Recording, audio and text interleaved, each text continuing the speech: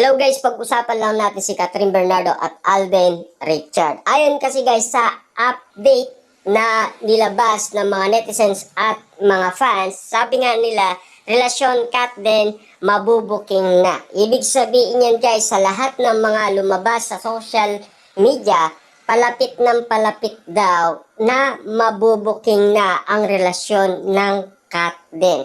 Ibig sabihin lang nito guys, yung mga ginagawa nila, malaking sign pala ng kanilang pagmamahalan. Siyempre guys, kitang-kita naman natin na lahat ng mga kababaihan, na mga Kat din fans, ay nakikita nila ang ginagawa ni Alden Richard. Ibig sabihin lang yan guys, sign na daw yun na siya ay umiibig na sa isang babaeng katulad ni Catherine Bernardo. Ibig sabihin pala nito guys, talagang pinag-uusapan na ang bawat kinikilos ni na Alden Richard at Catherine Bernardo. Siyempre, kasama na dyan guys ang sweetness nila, ang lambing nila, lalong-lalo na guys ang arutan nila at kulitan nila. Siyempre guys, kitang-kita kasi kung papaano nangyayari ang bawat nakikita ng mga netizens at mga fans kina Catherine Bernardo at Alden Richard. Lalong-lalo na guys, yung binigay daw na bag ni Alden Richard kay Catherine Bernardo na spotted nga naman ginagamit kaagad ni Catherine Bernardo. Ibig sabihin yan guys, talagang malaki ang pag-asa ng mga netizens at mga Kat din fans. Ang inala nila ay palapit na daw ng palapit na mabubuking na ang relasyon ng Kat din. Ibig sabihin lang pala nito guys, nag-iintay lang tayo ng pagkakataon kung kailan nga naman aamin sina Catherine Bernardo at Alden Richard sa isa't isa. Ito na ba guys ang pagkakataon nila na marinig na natin si Alden Richard na magsasalita sa kanyang press con?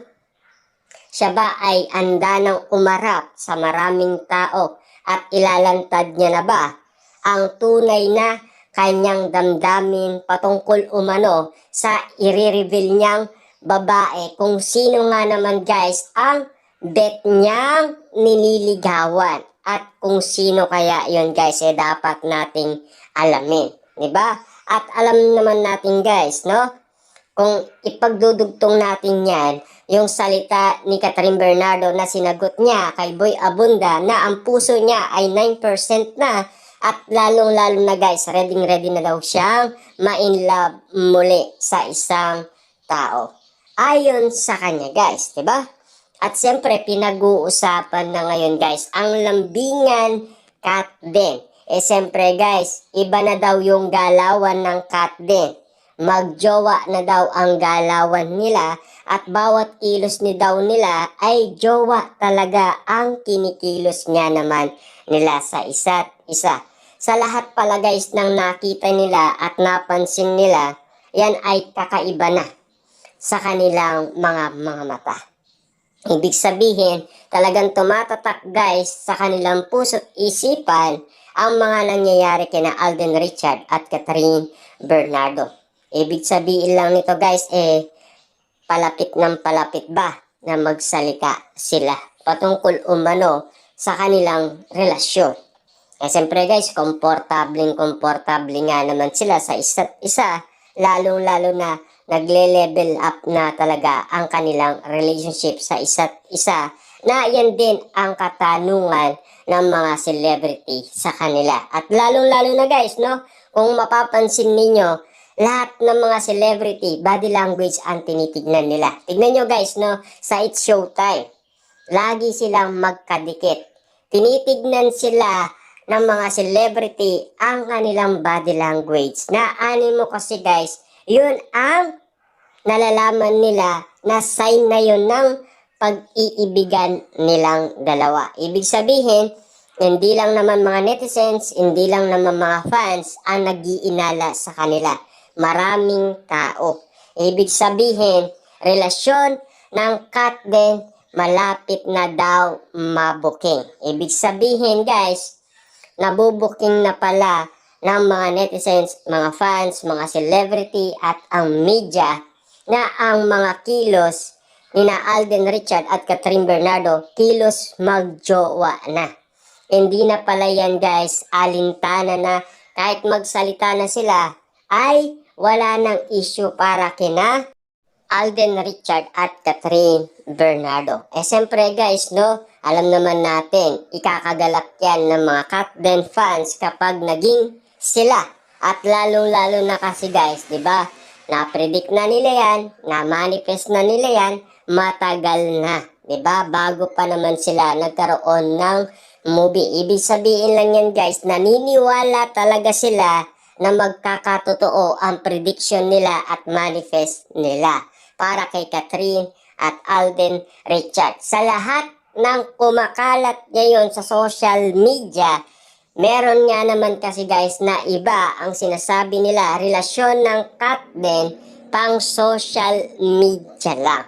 Pero ang hindi kasi nila alam, ang tinitignan ng lahat ang kanilang body language. Hindi yung pagpo-promote, hindi yung kilig na sinasabi nila na hanggang love team lang. Pinutol na yan guys ni Marvin yung akala ng lahat. Diba? Sinasabi ni Marvin, ang love at chemistry, hindi nga naman fake news.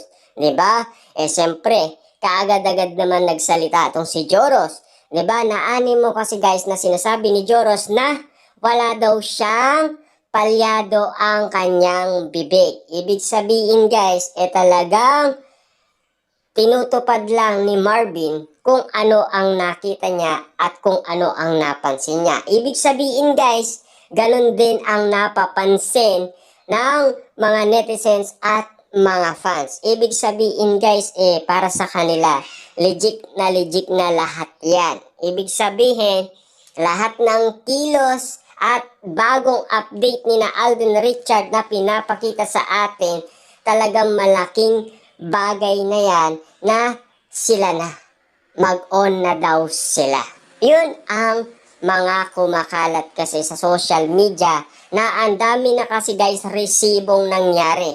Lalong-lalo na sa Canada. Siyempre guys, inalagaan ni Catherine Bernardo, pinagluluto at siyempre pinagdadalan pa ng pagkain si Alden Richard kapag nagsushooting.